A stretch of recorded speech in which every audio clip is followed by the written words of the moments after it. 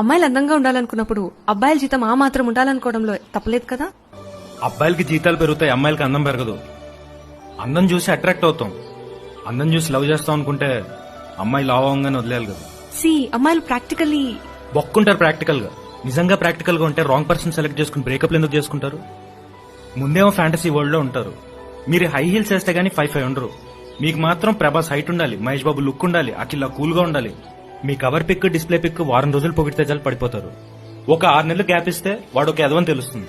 బ్రేకప్లు కాని వాళ్ళు ఎంతమంది ఉన్నారు చెప్పు. ఓ బ్రేకప్ అవ్వగానే లైఫ్ మొత్తం అర్థమైపోయినట్టు ఏదో బిల్డప్.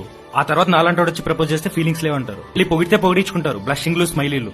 నువ్వంటే ఇష్టం అని చెప్తే మాత్రం సీన్ అండ్ బ్రూటిక్స్ వస్తాయి, రిప్లై రాదు. ఎందుకంటే మీరు సడన్ గా ప్రాక్టికల్ అయిపోతారు కదా.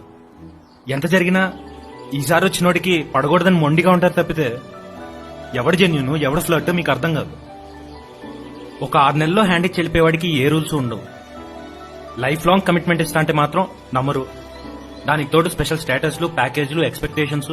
మీ మొండితనాన్ని ఇండిపెండెంట్ అనుకుంటూ, కంఫర్ట్ జోన్ ని ప్రాక్టికల్ అనుకుంటూ బతికేస్తారే. నీకు అమ్మాయిల మీద రెస్పెక్ట్ పోయి ఇలా మాట్లాడుతున్నావు. రెస్పెక్ట్ ఉంది కాబట్టి ఇంత మాట్లాడుతున్నాను. కాకపోతే అమ్మాయిని ఓవర్ రేట్ చేస్తున్నారు. ఒక అబ్బాయి లవ్ చేస్తున్నాడు అనగానే ఫ్యాన్ లా ట్రీట్ చేస్తారు. ఒక అబ్బాయి లవ్ లో కూడా ఫాదర్ ఉంటాడు, బ్రదర్ ఉంటాడు, ఫ్రెండ్ ఉంటాడు, బాయ్ ఫ్రెండ్ ఉంటాడు. ఇవన్నీ కలిపితేనే హస్బెండ్ అవుతాడు. ఇవన్నీ ఎవరికి అర్థం కావు.